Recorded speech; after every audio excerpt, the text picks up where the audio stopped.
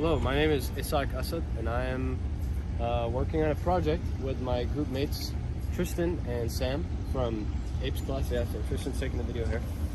We are in the Outdoor Learning Center, and we want to educate the public on watersheds and point source pollution, runoff, and stream health, basically. So, as you can see here, this is the stream coming in from most of Avon. So we're in the north part of Avon right now. We're in central Indiana though, so the water is gonna flow outwards and it's gonna flow south. So as we can see here, it's flowing here. Over here, we can see basically if you show the bakery over here, this is a industrial bakery for fast food restaurants, and they have a detention pond where their wastewater goes, and this wastewater that's coming out right now most likely has multiple types of bacteria. And what this bacteria does in warm water situations is that the bacteria can proliferate basically in the water when the temperature reaches a certain point. And this water currently most likely has bacteria in it right now. You can't actually see the bacterial plumes right now. But as we'll go down the stream, we'll get to see where the stream is actually going.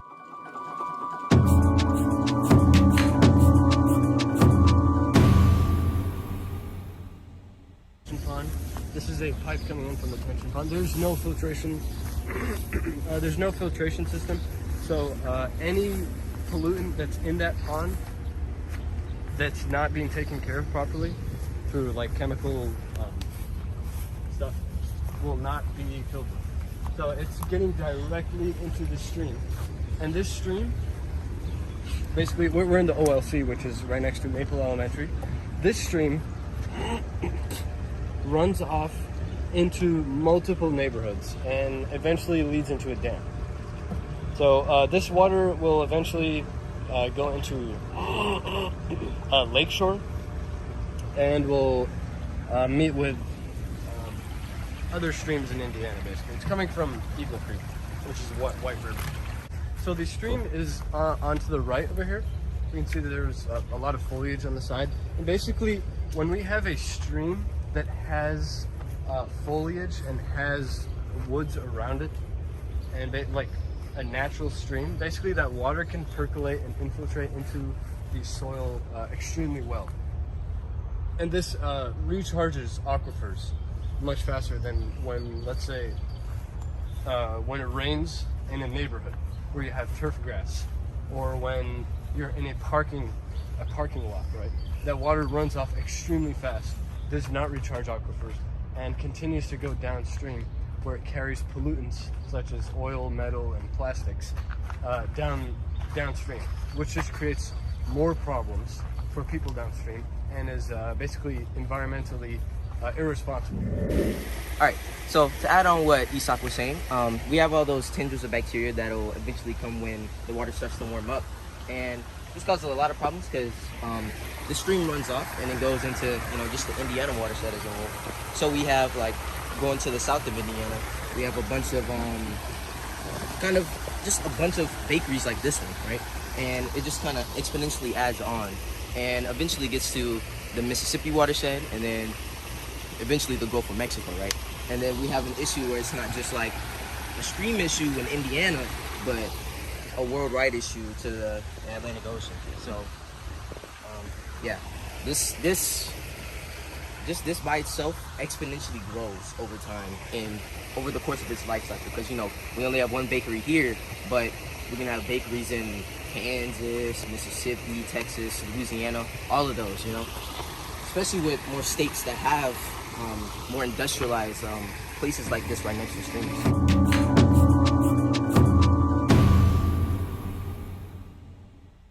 In the mid to late summer months, we can see white tendrils and white gelatinous clumps of bacteria. Basically, as this bacteria goes down the stream, over time it will begin to mold, basically, and this is literally point source pollution, basically, from the bakery. And this is a really good example of what will happen in case of point source pollution, and we'll also look at how this affects downstream populations as well.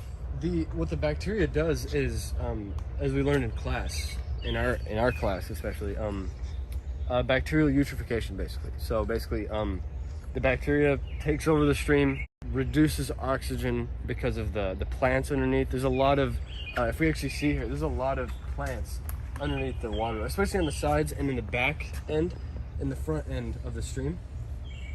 This bacteria blocks that sun out basically, because it rises to the top and it gets latched to anything in the water. So it gets latched on rocks, on plants, on anything.